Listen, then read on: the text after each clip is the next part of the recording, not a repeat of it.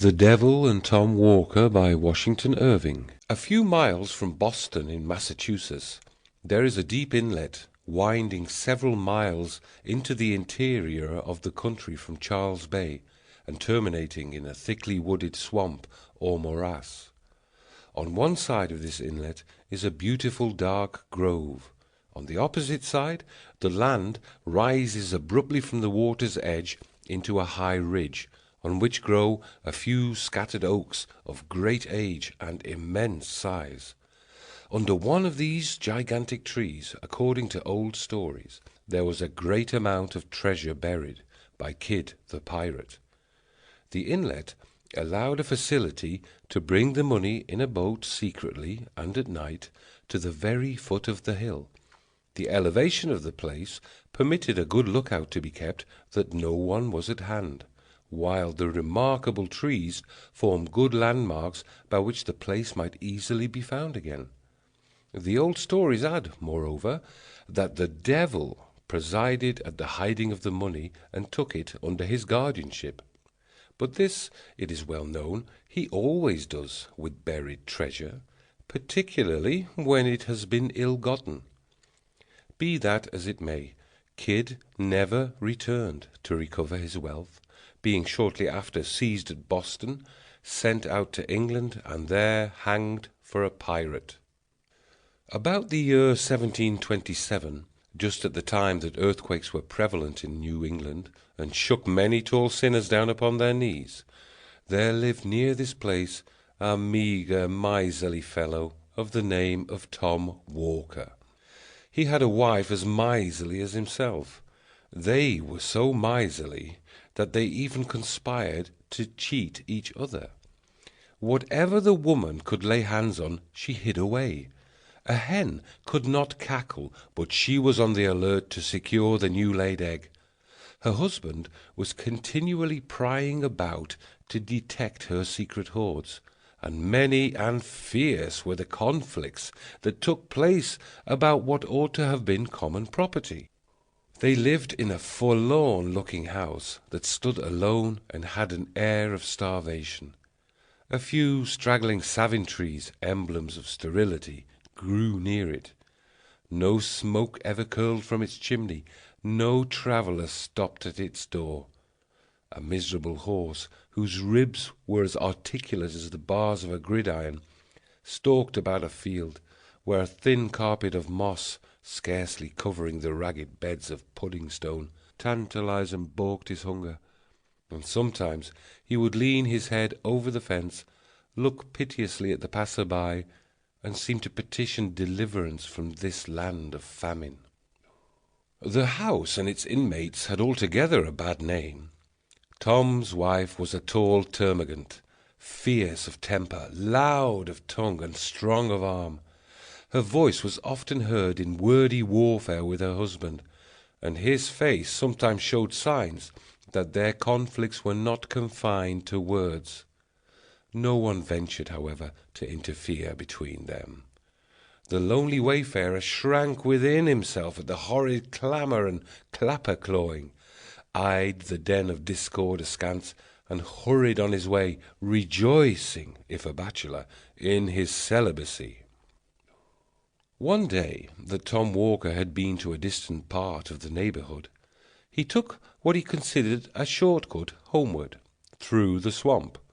Like most short-cuts, it was an ill-chosen route. The swamp was thickly grown with great gloomy pines and hemlocks, some of them 90 feet high, which made it dark at noonday, and a retreat for all the owls of the neighbourhood. It was full of pits and quagmires, partly covered with weeds and mosses, where the green surface often betrayed the traveller into a gulf of black, smothering mud.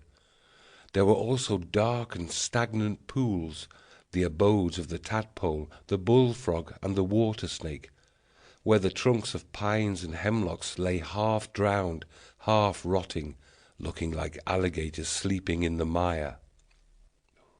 Tom had long been picking his way cautiously through this treacherous forest, stepping from tuft to tuft of rushes and roots, which afforded precarious footholds among deep sloughs, or pacing carefully like a cat along the prostrate trunks of trees, startled now and then by the sudden screaming of the bittern or the quacking of a wild duck rising on the wing from some solitary pool.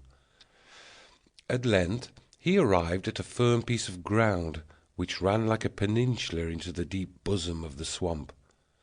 It had been one of the strongholds of the Indians during their wars with the first colonists. Here they had thrown up a kind of fort which they had looked upon as almost impregnable, and had used as a place of refuge for their squaws and children. Nothing remained of the old Indian fort but a few embankments, gradually sinking to the level of the surrounding earth, and already overgrown in part by oaks and other forest trees, the foliage of which formed a contrast to the dark pines and hemlocks of the swamps. It was late in the dusk of evening when Tom Walker reached the old fort, and he paused there a while to rest himself. Anyone but he would have felt unwilling to linger in this lonely, melancholy place, for the common people had a bad opinion of it, from the stories handed down from the times of the Indian wars, when it was asserted that the savages held incantations here and made sacrifices to the evil spirit. Tom Walker, however, was not a man to be troubled with any fears of the kind. He reposed himself for some time on the trunk of a fallen hemlock, listening to the boding cry of the tree-toad, and delving with his walking-stick into a mound of black mould at his feet. As he turned up the soil unconsciously, his staff struck against something hard. He raked it out of the vegetable mould, and lo! a cloven skull, with an Indian tomahawk buried deep in it, lay before him. The rust on the weapon showed the time that had elapsed since this death blow had been given. It was a dreary memento of the fierce struggle that had taken place in this last foothold of the Indian warriors. "Huh!" said Tom Walker, as he gave it a kick to shake the dirt from it. "Let the skull alone," said a gruff voice.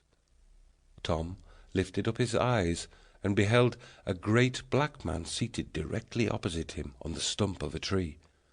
He was exceedingly surprised, having neither heard nor seen anyone approach, and he was still more perplexed on observing, as well as the gathering gloom would permit, that the stranger was neither Negro nor Indian.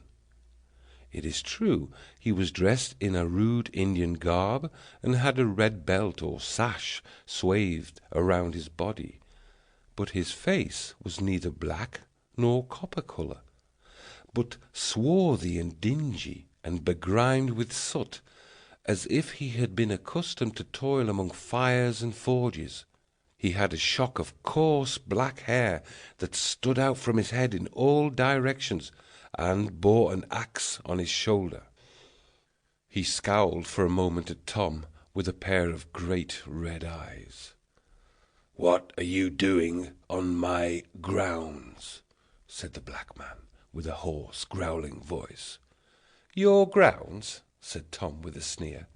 "No more your grounds than mine. They belong to Deacon Peabody." "Deacon Peabody be damned, as I flatter myself he will be, if he does not look more to his own sins, and less to those of his neighbors. Look yonder, and see how Deacon Peabody is faring." Tom looked in the direction that the stranger pointed, and beheld one of the great trees, fair and flourishing without, but rotten at the core, and saw that it had been nearly hewn through, so that the first high wind was likely to blow it down. On the bark of the tree was scored the name of Deacon Peabody, an eminent man who had waxed wealthy by driving shrewd bargains with the Indians. He now looked around, and found most of the tall trees marked with the name of some great man of the colony, and all more or less scored by the axe.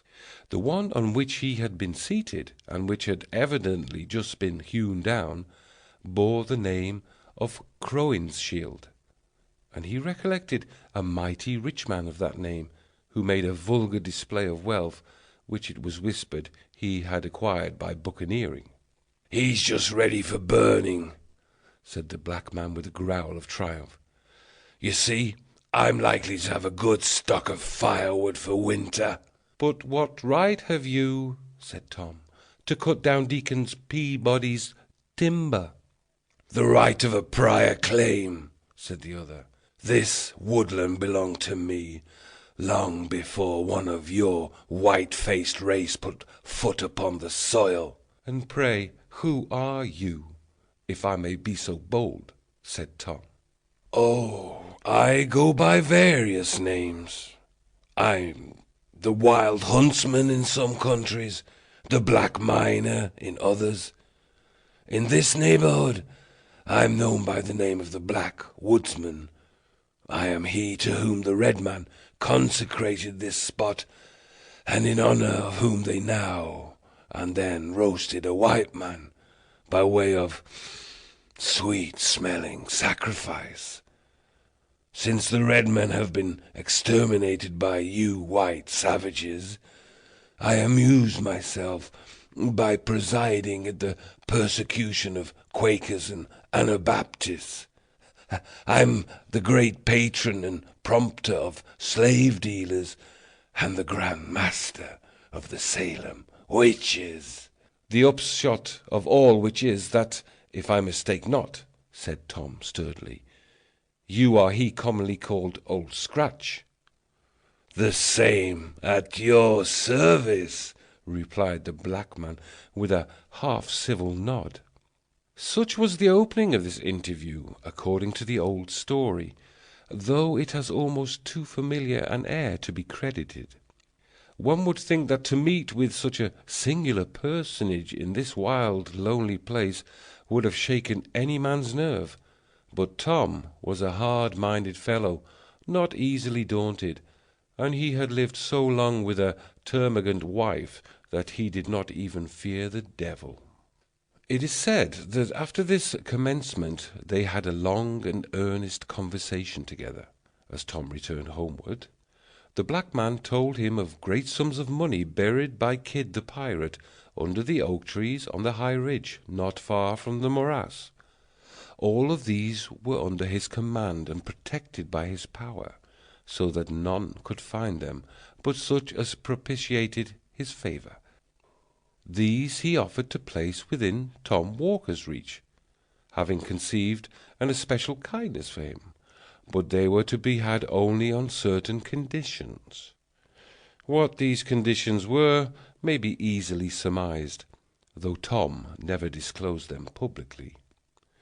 They must have been very hard, for he required time to think of them, and he was not a man to stick at trifles when money was in view.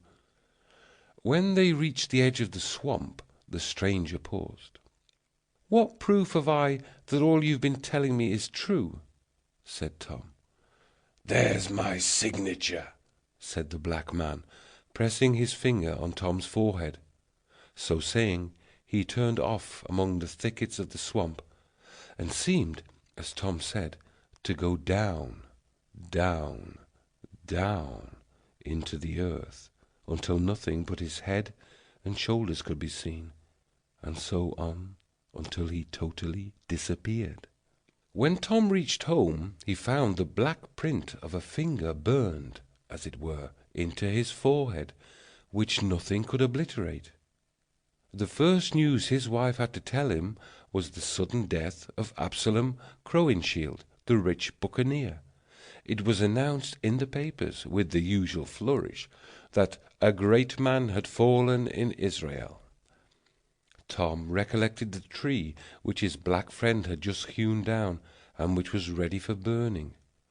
Let the freebooter roast," said Tom. "Who cares?" He now felt convinced that all he had heard and seen was no illusion. He was not prone to let his wife into his confidences, but as this was an uneasy secret, he willingly shared it with her. All her avarice was awakened at the mention of hidden gold, and she urged her husband to comply with the black man's terms and secure what would make them wealthy for life. However Tom might have felt disposed to sell himself to the devil, he was determined not to do so to oblige his wife, so he flatly refused, out of the mere spirit of contradiction. Many and bitter were the quarrels they had on the subject, but the more she talked, the more resolute was Tom not to be damned to please her. At length she determined to drive the bargain on her own account, and if she succeeded, to keep all the gain to herself. Being of the same fearless temper as her husband, she set off for the old Indian fort towards the close of a summer's day. She was many hours absent.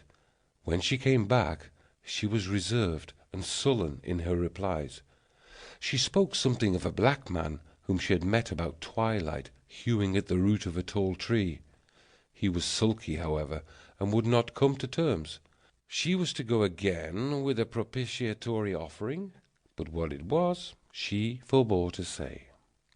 The next evening she set off again for the swamp with her apron heavily laden. Tom waited and waited for her, but in vain. Midnight came, but she did not make her appearance. Morning, noon, night returned, but still she did not come.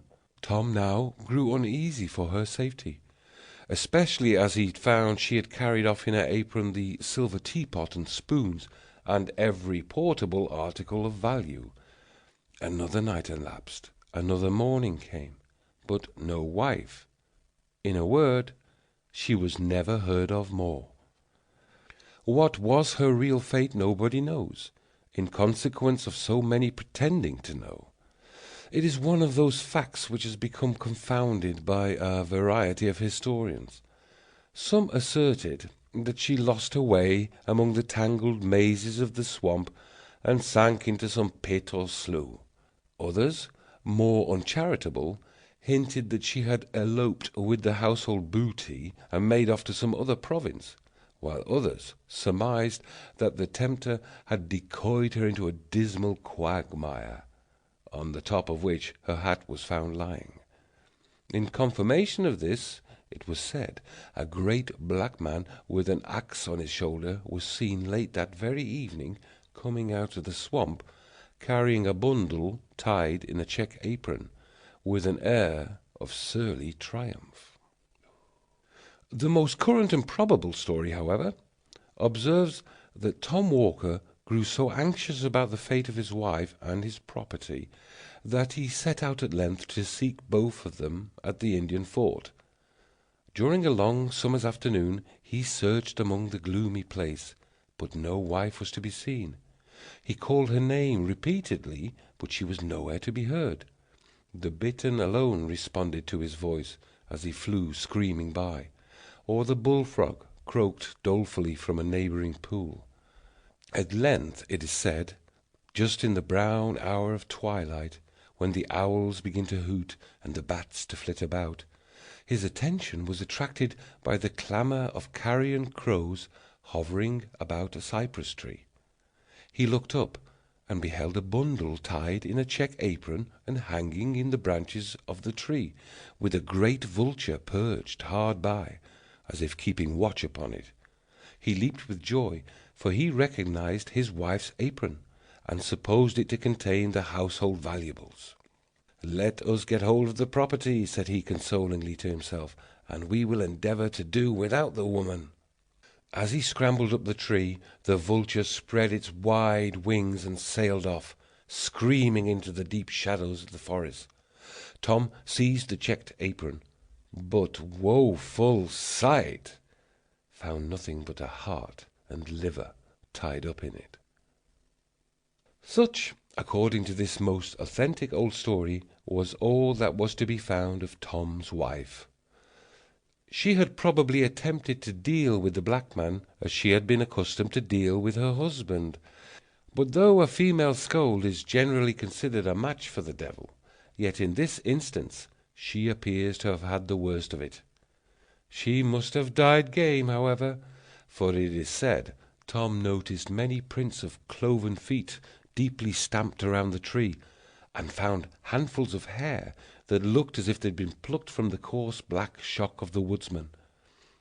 Tom knew his wife's prowess by experience.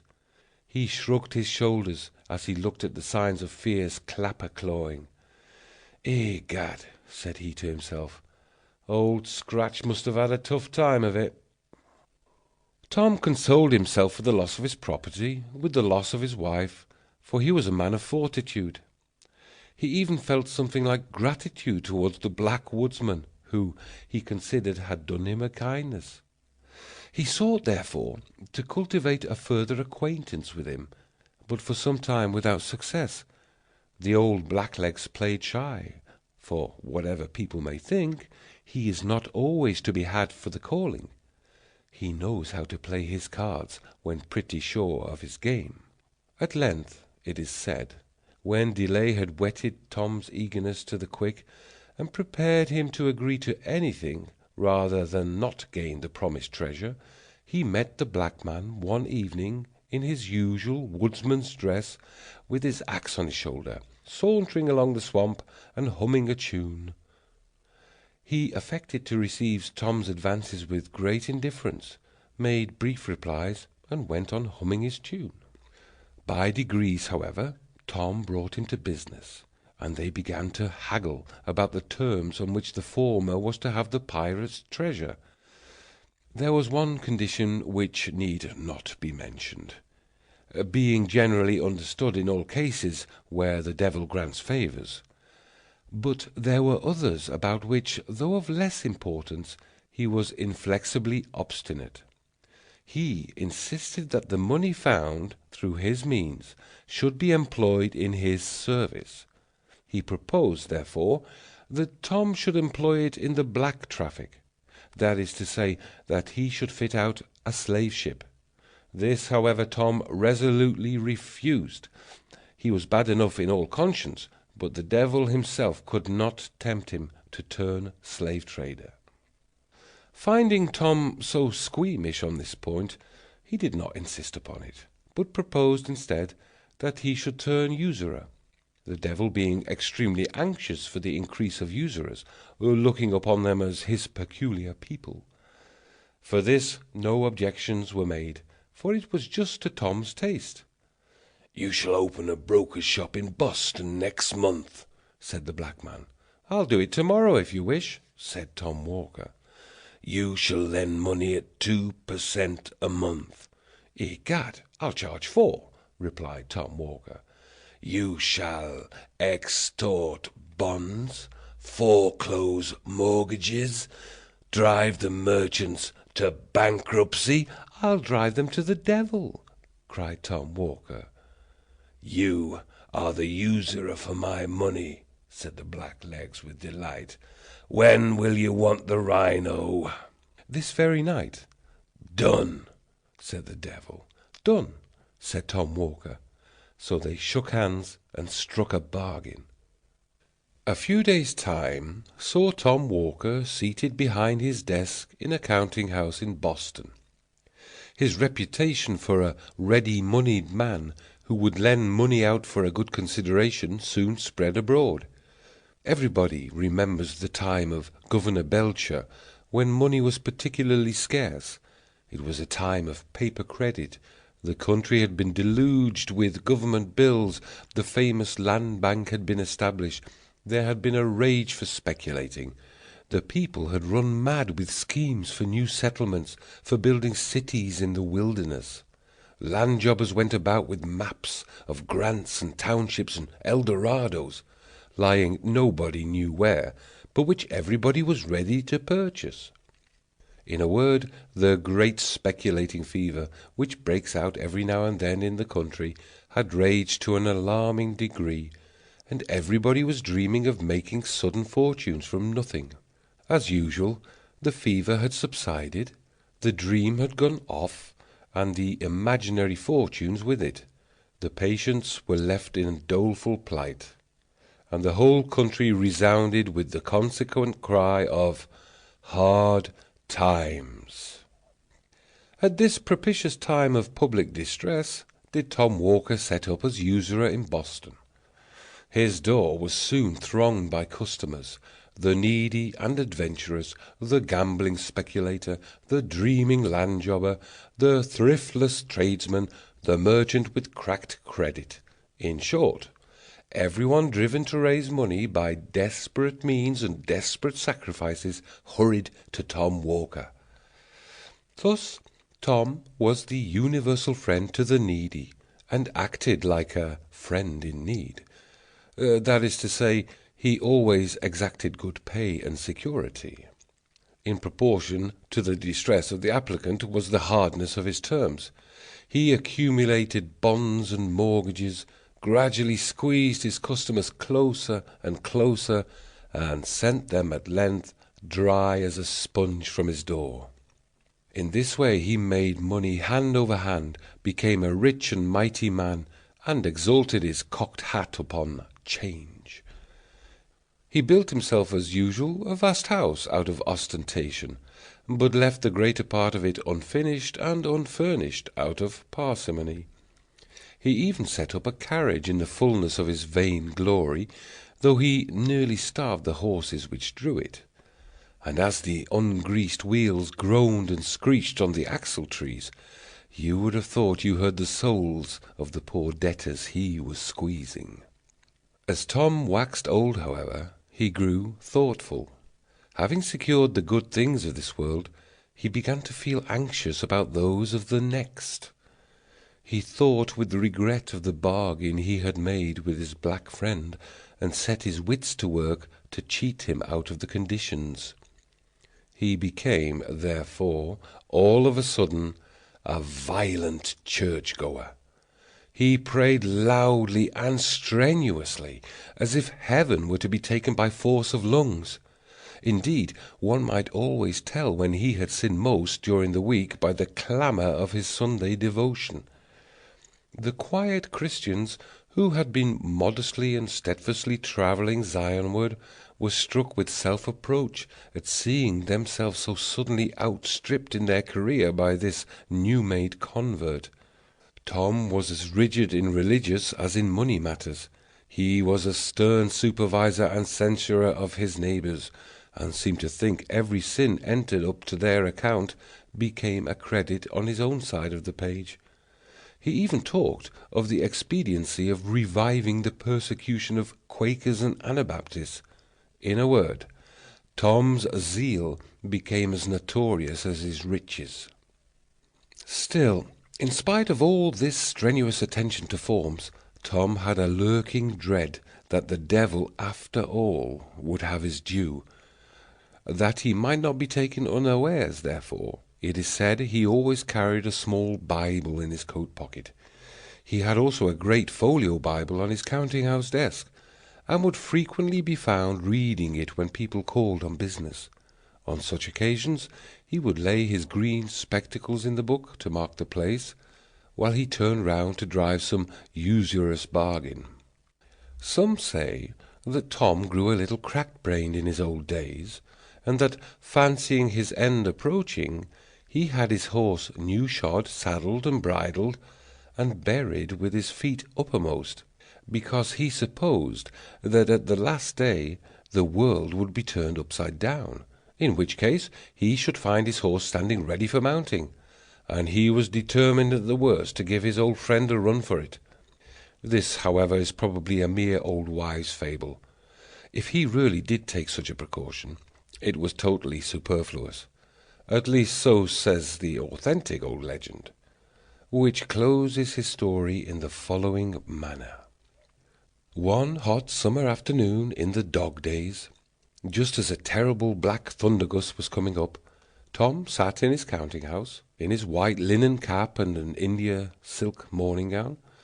He was on the point of foreclosing a mortgage, by which he would complete the ruin of an unlucky land speculator, for whom he had professed the greatest friendship. The poor land-jobber begged him to grant a few months' indulgence.